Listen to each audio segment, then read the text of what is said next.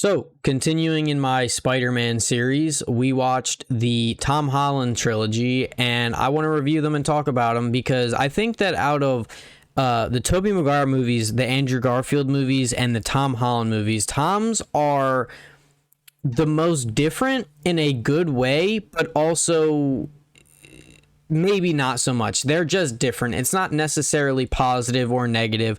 But starting out, we're going to start with the first one, obviously. Spider-Man Homecoming. Yeah, Homecoming. Almost forgot the name. It's been like a month or so since we've watched them. I've kind of been slacking on these ones specifically. Not that I don't like them or any specific reason. I just kind of haven't gotten around to doing it. But anyway, Spider-Man Homecoming is a good movie, but a bad Spider-Man movie, if that makes sense.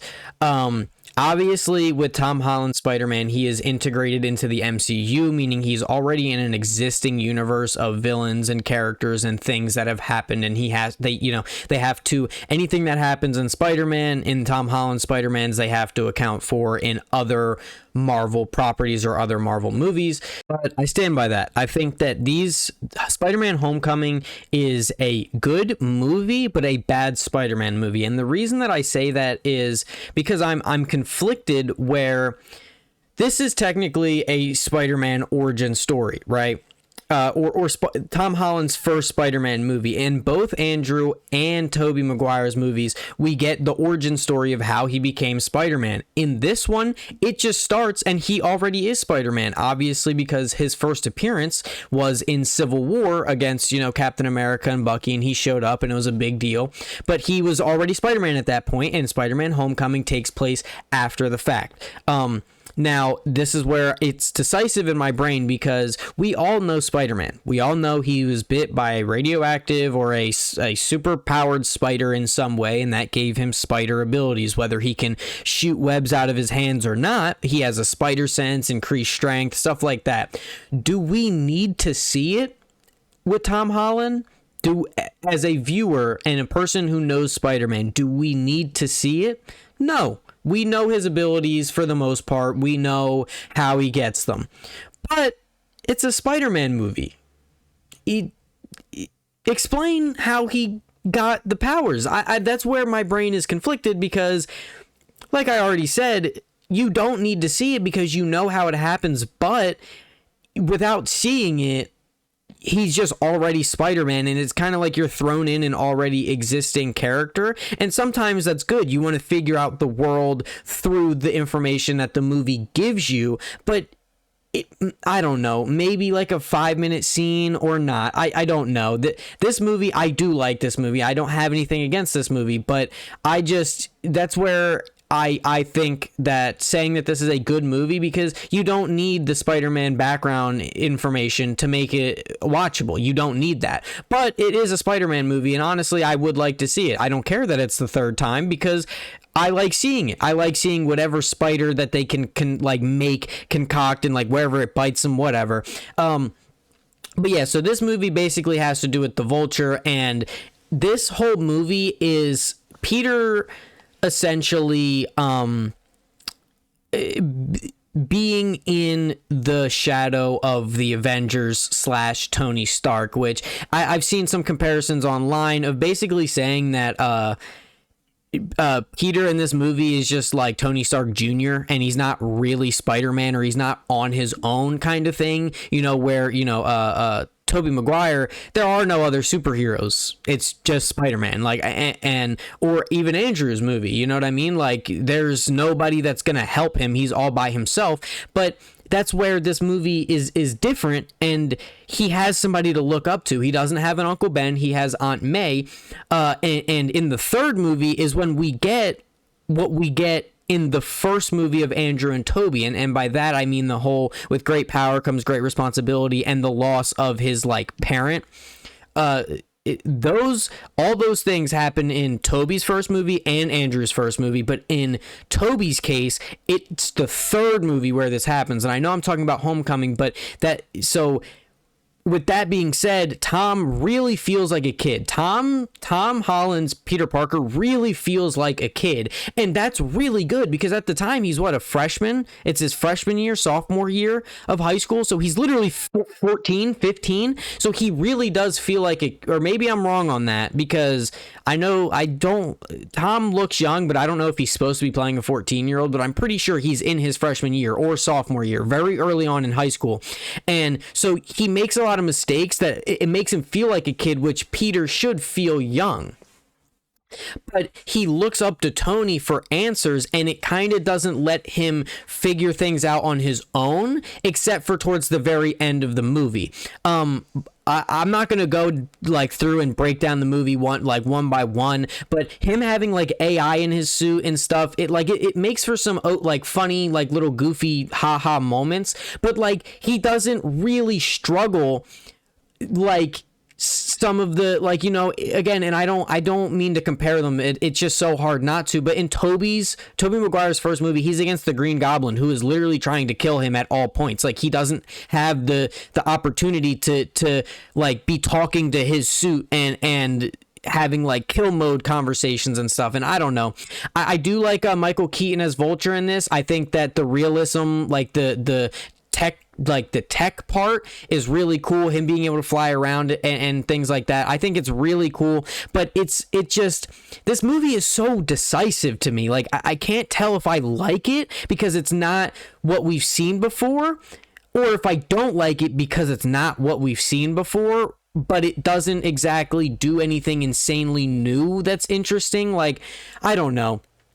I do really like Tom Holland as Peter. I think he feels the most like Peter, but I think it takes him a while to really get there. Or he at least feels what Peter should look like and act like, at least in his younger age. So yeah, I'm not gonna rate these movies out of 10. I think I rated some of the other ones, but I'm not gonna do it because it's how can you even, I know that I said before that I'm going to rate it based on my enjoyment, but this movie just throws me off in so many different ways. Peter tries to save people, but that's one thing that I don't like about this movie. Peter is in New York for 5 minutes and he doesn't even save anybody. You don't get to see him be the friendly neighborhood Spider-Man of New York City nearly at all. He spends majority of the time either away from New York or doing things outside of New York. And it's kind of frustrating because I like when Tom saves people and he swoops people up and they're like, oh, thank you. And he you know what I mean? He feels like he just feels like people rely on him in a way. I'm sorry. I might have been saying Tom and Toby and mixing all that up, but you know what I'm saying. Tom Holland's Peter barely spends any time in New York. The only time he spends in New York doing anything is stopping the Avengers from robbing the ATM machine, and then it's so what? Then he stops them, then they leave to go somewhere else, and he's not in New York anymore for basically the rest of the movie. But that's all I'm going to say on it. It's a good movie. It's enjoyable, but is it a great Spider-Man movie? I can't gauge. Then we get Spider-Man Far From Home. This one I don't like. On a rewatch, I actually liked it better, but on the first time I watched this movie, however long ago it may have been, I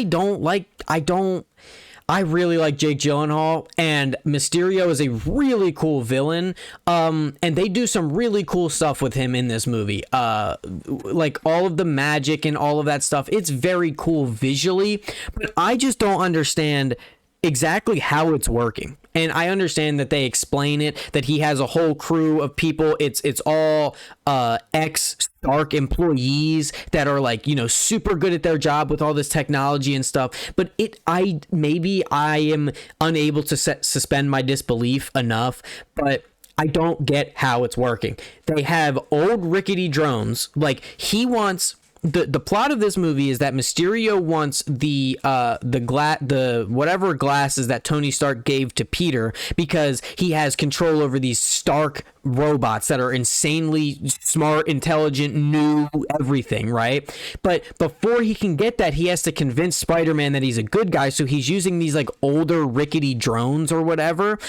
How is he destroying things without actually, nothing is there? It's projection, but some of the robots are actually crashing into stuff to break things, but this dude is like leveling buildings, and then he defeats the monster and it goes away and it explodes. But then, like, no, I just, the Mysterio stuff with it being a robot doing it, like, I looked up because I didn't know if Mysterio actually was magical, like, because, you know, in Marvel there are characters like Scarlet Witch that actually are able to do magic, Doctor Strange, things like that. So I looked up Mysterio in the comics. I wanted to know, is he actually able to do magic and alter reality? No, he is I forget what they say it in the movie, he's like a con man or whatever, like a visual effects artist or whatever. Like it's like he messes with your brain, basically. It's not magic, but it's like he convinces you, whatever.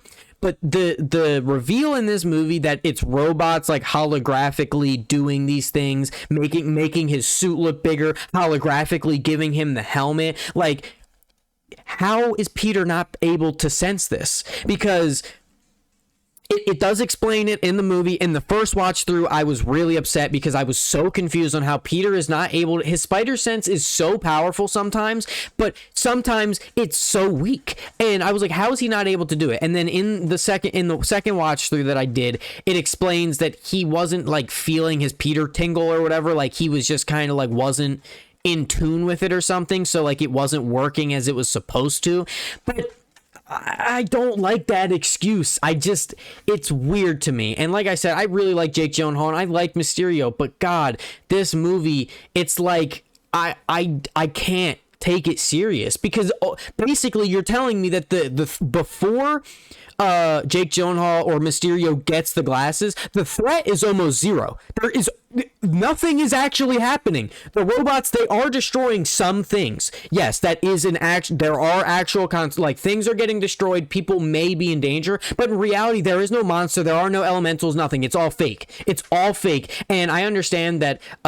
Because I was going to bring up, how does Nick Fury not realize that all this shit is fake? In the end credit scene, you find out that it's not actually Nick Fury, it's a Skrull. You know, it's not Nick Fury, so how is he supposed to know?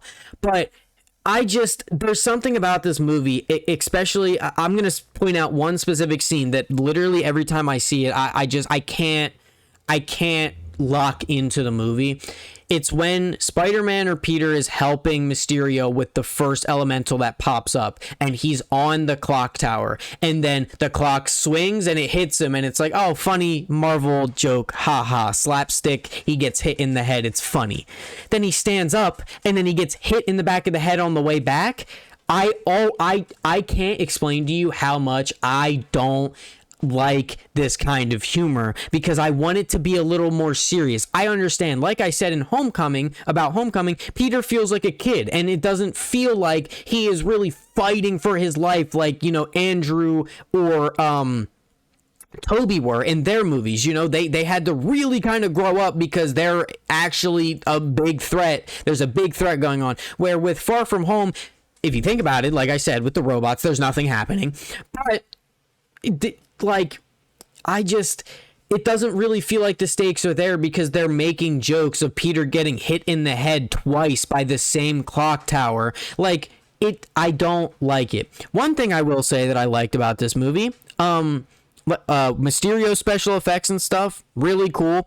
One thing that I wish they would address, or just point out, or have a camera shot of something, what does it look like to other people that are outside of Mysterio's bubble? Like that scene when Mysterio and Peter are fighting, and then like he shows Peter the high school, or like Peter's inside the high school, and then he's shattering the glass and doing all of that, like that really cool scene of him like fucking with Peter's reality. What does it look like on the outside? Is it just a big dome that's like pitch black and nobody can see in? Can everybody see Peter just standing there out in the open, but he can't, like, because it's all virtual digital effects, other people should be able to see it from the outside. I want to know what it looks like on the outside, because Peter's in it. So what does it look like to not be in it? But that doesn't ruin the movie. I already don't love it anyway, but it's whatever. And then at the like I said, one thing I do like about this movie, and on a rewatch, I remember hating Zendaya as MJ. I thought she was really bad for some reason, like really bad. And I don't really know why, because on a rewatch of all three, Homecoming, Far From Home, and No Way Home, Zendaya's MJ is not that bad. She's really not that bad. She isn't as like annoying, and she's like kind of like supposed to be like a weirdo, like an outcast, like a loner kind of character.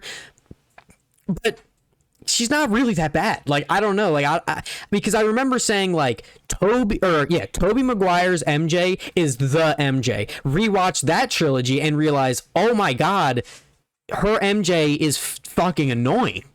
And then rewatching Tom's trilogy and hating her MJ, and then rewatching it, I'm like, she's not that bad. So I don't know. I like MJ in this movie. Don't hate her. At the end of this movie, Mysterio releases that Peter Parker is Spider-Man, and it's the big deal going into No Way Home. Now, No Way Home, this is a good fucking Spider-Man movie. This is a great Spider-Man movie. This is the best in the trilogy, and for all of the complaints that I had in the beginning ones of Homecoming and Far From Home, they all solve it in this one because it's so serious. It's so serious. Obviously, there's MCU humor, a little bit of jokes in there, but with the death of Aunt May, and with the other Spider-Man being there and going through what Tom already went, or they already went through what he is currently going through, it really feels so impactful. And then, of course, like I said, I rewatched Tobey's, and then I rewatched all of Andrew's movies, which I didn't do the first time. I saw No Way Home in theaters, but I hadn't watched all of Tobey and Andrew's movies. So on a rewatch of seeing all of these characters, Jamie Foxx, Electro, Sandman, Dr. Octopus, which if you watch my Tobey Maguire video, Spider-Man 2, Tobey Maguire's Spider-Man 2 is my favorite one. I love Doc Ock as a villain. So seeing him again, but he wasn't even a villain really. Like, he was for a couple of minutes in the beginning. Then Tom fixed him, and he became a good guy. And it was really good. But Willem Dafoe as Green Goblin. Willem Dafoe is so good. He still has it. He still has it. Like, I know this movie came out 2021 area. Willem Dafoe was one of the best actors I've ever seen in my life. I love him. He's great. He's hilarious. But yeah, No Way Home, great movie.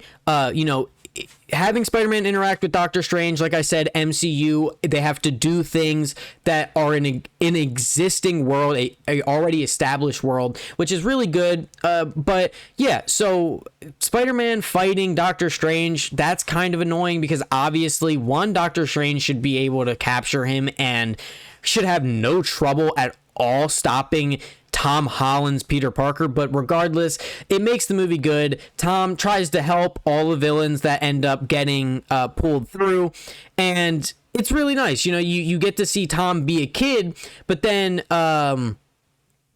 I can't remember. Like I said earlier, I'm sorry. It's been like a month since I've watched it, so I don't exactly remember every little thing that happens. But for some reason, Peter is missing or something. I can't remember what exactly it is. But Ned and MJ, sorry, I almost called her name, MJ, they're looking for Peter, and then they pull Andrew Garfield. He does, it's very funny stuff of him like sticking to the ceiling, and then they're like crawl around, and he's like, I'm not doing that, and they're like, do it, and then, you know what I mean, it's funny. But then them bringing Tobey in, it's so cool, man. It's so great. It's just so great to see these Tobey is my favorite, and to see him in a movie with Tom Holland, and then to see Willem Dafoe also there, it's so good. I really, really like No Way Home, but you get the part where the biggest part of all of this basically is when Green Goblin, Harry Osborn, turns to the Green Goblin, and he basically bombs the building that they're staying in, and the fight scene between Peter and Green Goblin is mastercraft. The WWE moves that they're doing in this movie, in this action sequence, is so good. And also, I always forget that Green Goblin has like super soldier serum. He's body slamming Tom Holland through the floor that's like literally like say like 5 feet thick. He's like picking him up and body slamming him through multiple 5 foot thick floors through an apartment building. It's so great. But then he does the classic throw a bomb, and Tom is not Tobey, so instead of catching it and then flicking it back, he like jumps and like gets a fingertip like on it, and then it blows up and kills Aunt May. You get the great power comes great responsibility. Then Peter is really upset. Then you get the final action sequence is all 3 Spider-Men working together to basically save or send all of the villains back to their appropriate timeline. Then you get it's serious though. That's the beauty that I like about this movie, is it's serious after Aunt May dies. Tom Holland is not playing any games. He wants Green Goblin dead.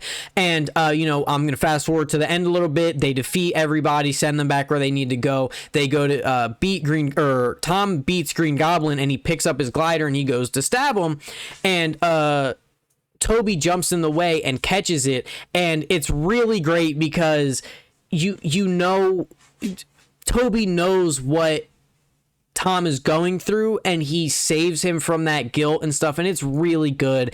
But yeah, that's my review of Tom Holland stuff. I don't know if I jumped all over the place. If I missed anything that you wanted me to talk about, let me know. I can always make another video talking about specifics, but trying to cover 3 movies and and not take 2 hours to talk about every little thing, it's kind of difficult. I am on a little bit of a time crunch here, so I'm going to end the video up here. Let me know what you thought. If you think that Tom is the best Spider-Man, I can see that. I agree. I think that Tobey is, but that's just nostalgia. I think his movies are comedic on a level of not trying to be, but inherent, like trying but not. I don't know, but Tom's movies, because they're part of the MCU, it feels so kind of forced, where obviously with Tobey's coming out in the early 2000s, we hadn't had an MCU yet. We hadn't had a Robert Downey Jr. Tony Stark, you know what I mean? So like those quips and those jokes and stuff, like that hadn't been done yet. So Tobey Maguire's movies just hit for me as my favorite out of the trilogy. I do kind of want to cover Into the Spider-Verse, because I'm going to be honest, as much as I do like Tobey Maguire's and Tom Holland's, not the biggest fan on Andrew's, but I think that the Spider-Verse movies are actually the best Spider-Man movies in general, period.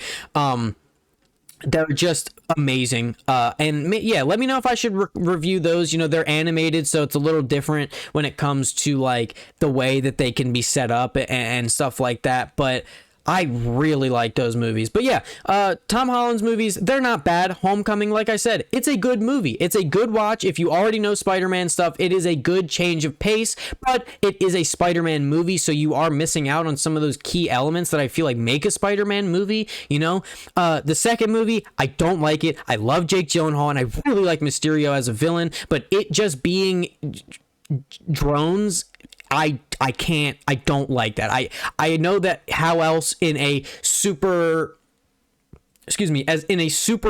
society and like a super technologically advanced society with, Tony Stark and Peter Parker, these people who are insanely smart, how do you make Mysterio a good villain without making it robot related? I don't know. I don't have the answers, but I'll tell you what, I don't like it.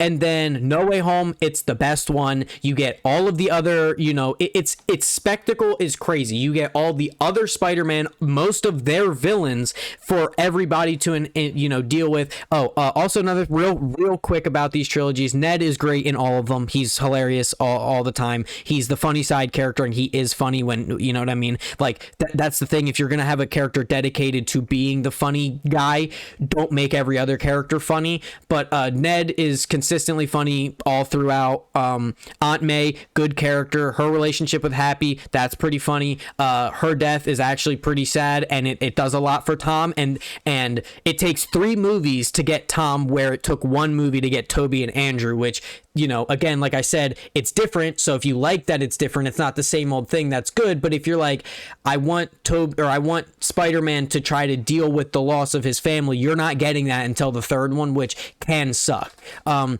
yeah, let me know what you guys think about the movie or movies. If you like Tom, if you don't, you know what I mean? I will say I'm really excited for Brand New Day. They said that, you know, there is no Tony Stark anymore. Nobody knows who he is. He doesn't have any family anymore. So it's kind of him on his own trying to figure everything out, similar to Andrew and Tobey's, which I'm really excited for. We're supposed to be getting John Bernthal's Punisher.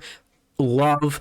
We're supposed to be getting another Hulk is supposed to be in there and supposed to be a main integral role. I don't know if he's supposed to be a villain or help out or what, but I can't wait. I can't wait for that movie. But yeah, let me know what you guys think. I really don't dislike these movies. Like I said, Homecoming, like, Far From Home, don't. No Way Home, love. So, you know, let me know how you guys think. Yeah, have a good day.